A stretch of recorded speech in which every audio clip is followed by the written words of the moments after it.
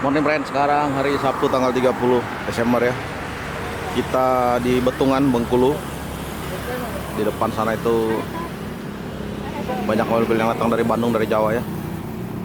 Nah, itu yang alat belakang itu kayaknya dari Jawa. Kita mau nunggu unit yang berangkat. Kemarin siang friend kita tiba di Bengkulu ya. Naik travel dari Lubuk Linggau. Setelah makan siang, sempatlah mampir sebentar ke rumah pengasingan Soekarno, friend.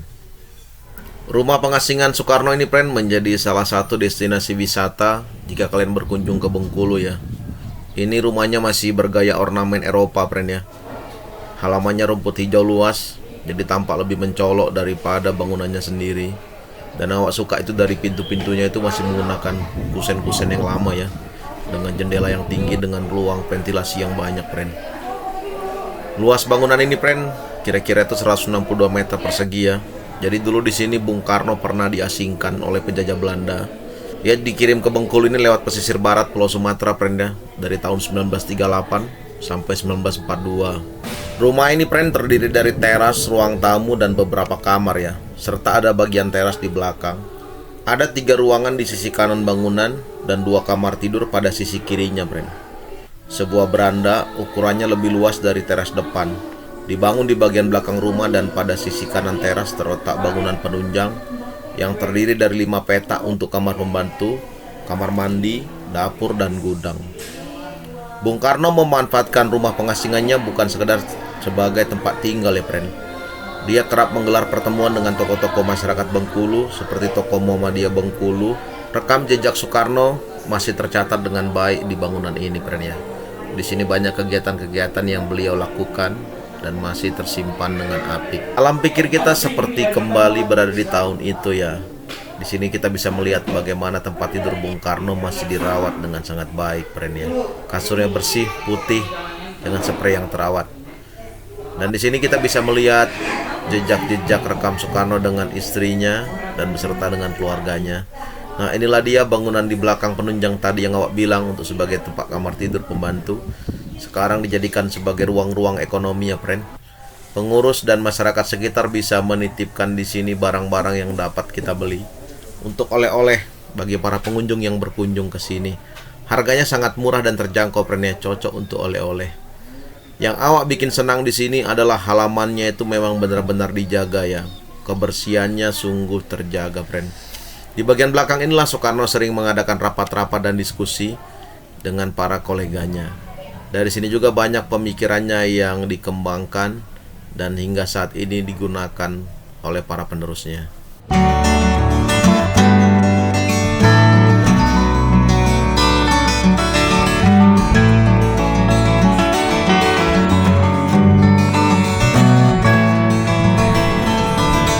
Akhirnya, friend, bis yang kita tunggu-tunggu tiba, friend ya.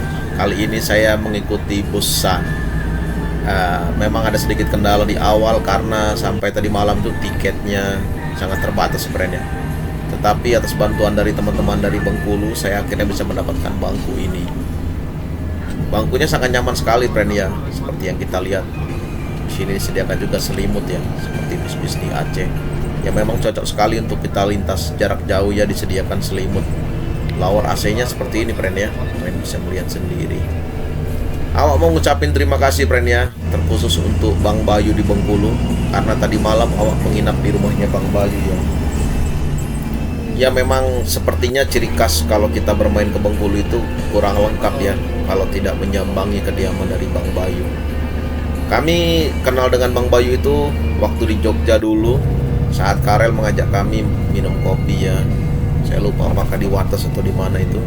Dan beberapa kali kami bertemu dengan Bang Bayu. Bang Bayu ini adalah putra asli dari Bengkulu, friend ya. Dan Bang Bayu ini juga pernah main ke Banda Aceh. Waktu itu kami sempat bertemu berapa kali. Jadi memang kurang lengkap rasanya kalau ke Bengkulu tidak menghubungi Bang Bayu. Dan atas rekomendasi beliau lah kami jadi mendapatkan informasi yang cukup matang jika kalian ingin bermain ke Bengkulu, friend ya. Jujur ini adalah trip yang awak tunggu-tunggu, friend ya. Sudah sejak lama, sudah bertahun-tahun merencanakannya, tetapi tampaknya rezeki baru bisa menyambangi di tahun ini, friend ya. Tepat di akhir tahun 2023. Kenapa awak sangat excited? Karena beberapa kali awak melintasi pantai barat Sumatera itu belum pernah tembus sampai Bengkulu, friend. Dan kali ini kita akan mencobanya ya. Mudah-mudahan bisa tembus sampai ke Pulau Jawa sana, friend. Beginilah perumahan-perumahan di kawasan pesisir Sumatera, friend ya. Jadi kita akan sering melihat pantai dan kita akan sering melihat banyaknya pohon kelapa, friend.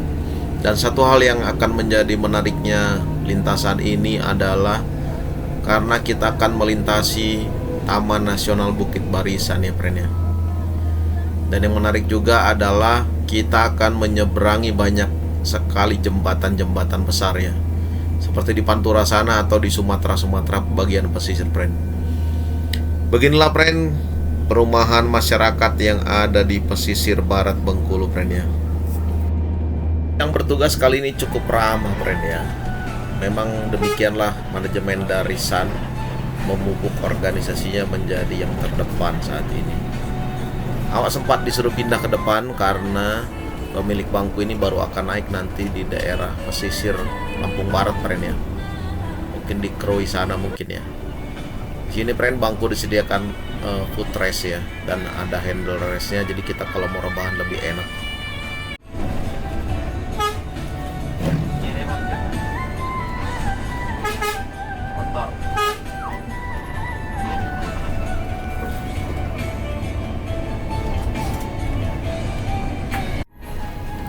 Awalnya awak memang agak kurang srek ya dengan unit ini karena menggunakan kaca tumpuk, friend.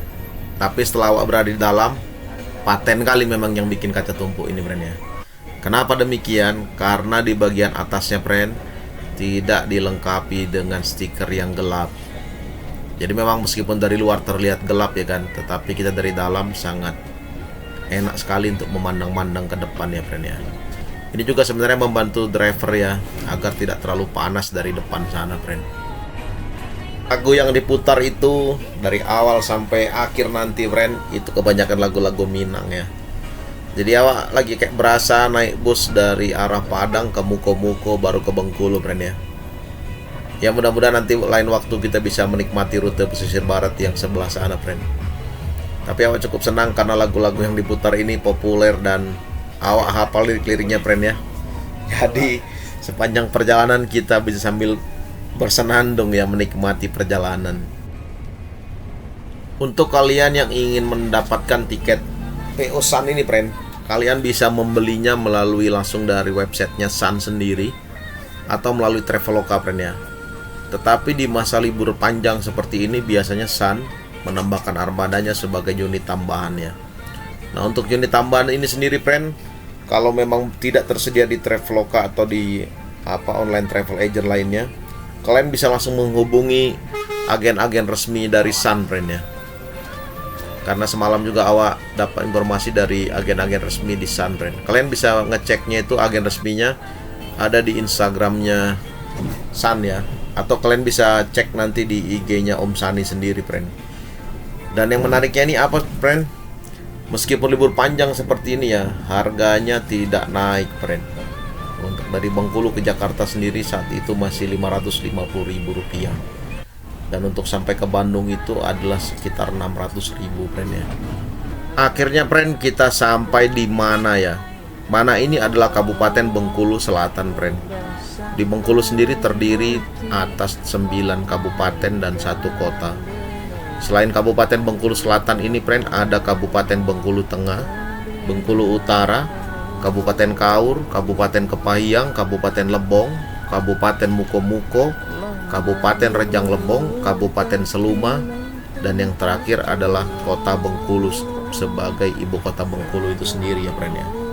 Dulunya Kabupaten Bengkulu Selatan ini cukup luas ya, friend ya. Tapi pada tahun 2003 dimekarkan menjadi Kabupaten Bengkulu Selatan dan melahirkan Kabupaten Kaur, juga Kabupaten Seluma, friend. Setelah awak ngobrol-ngobrol dengan abang di samping, untuk bahasa Bengkulu sendiri sebenarnya mereka menggunakan dialek Melayu Tengah, friend ya. Apalagi untuk di daerah mana ini.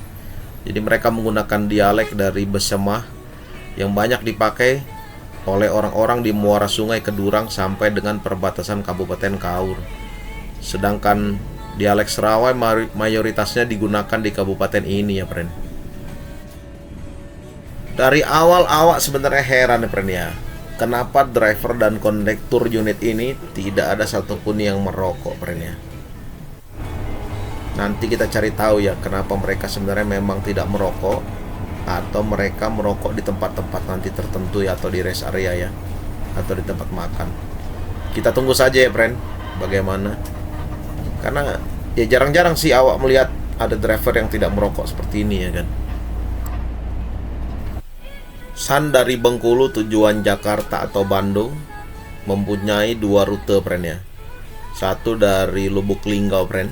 Jadi dia keliling naik dulu ke atas. Yang kedua ini melalui pantai barat ya.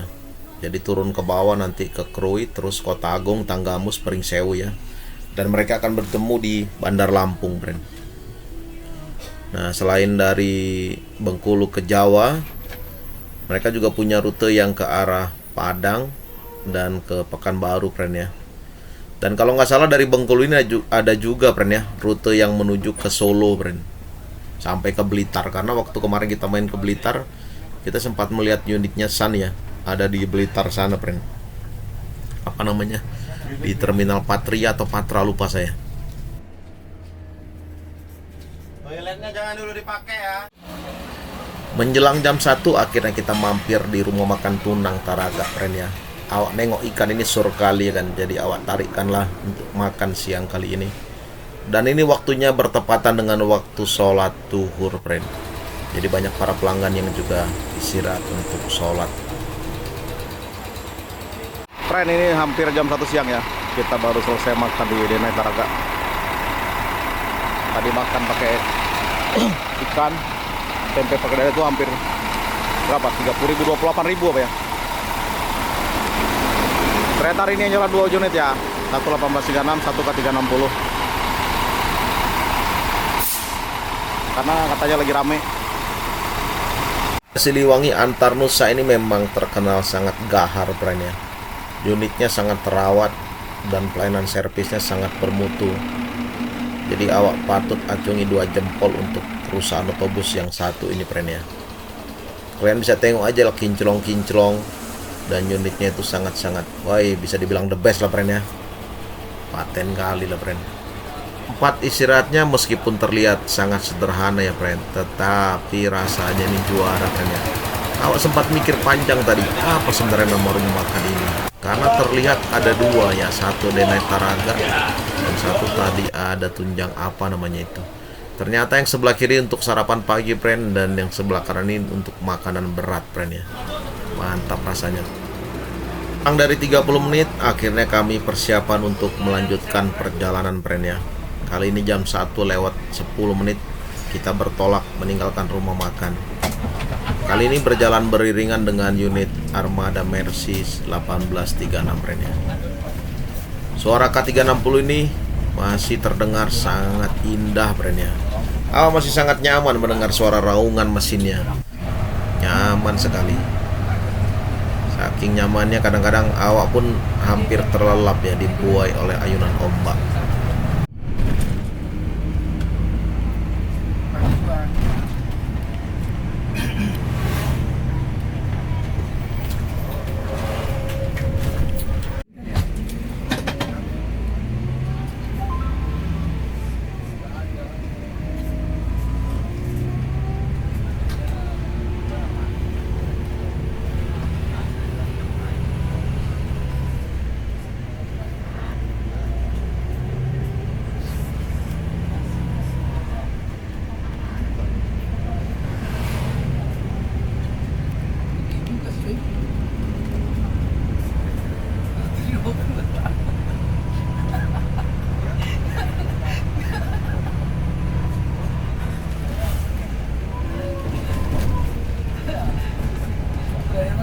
berapa itu?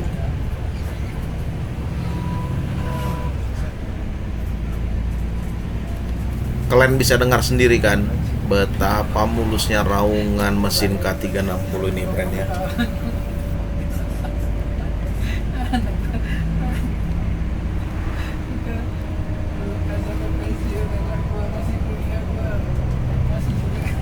Kali ini friend, kita sudah akan mulai melintasi kawasan Taman Nasional Bukit Barisan friend ya. Nanti di sebelah kiri ini adalah hutan-hutan lebat. Dan setelah melintasi hutan-hutan ini, kita akan melihat jalur pantai di sebelah kanan ya friend ya. Ini yang bikin awak kagum di lintas barat friend ya. Jalurnya mulus sekali friend. Kalian yang penikmat aspal jalanan sepertinya wajib mencoba untuk lintasan ini, baik menggunakan roda 2 atau menggunakan roda 4 ya friend ya. Tikungannya itu banyak sekali yang cantik dan mulus kami bilang ya. Dan tikungannya ini banyak tikungan yang memukau. Jadi kalau melintasi jalur sini friend, kita harus benar-benar konsentrasi dan fokus pada jalur utama ya. Karena di sini banyak sekali tikungan manis yang sungguh menggoda ya.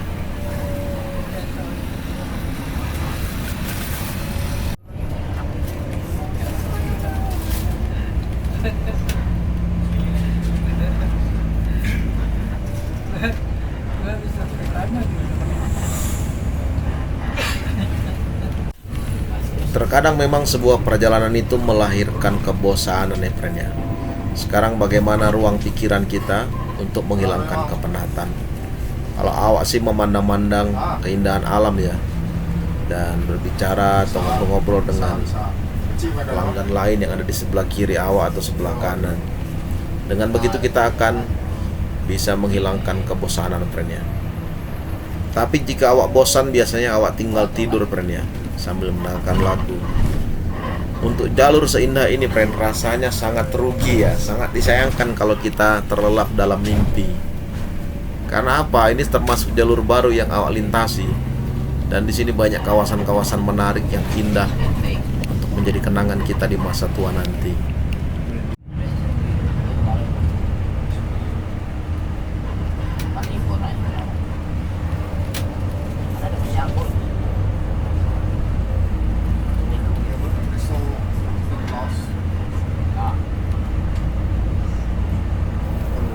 Kali ini unit dibawa oleh supir kedua friend ya.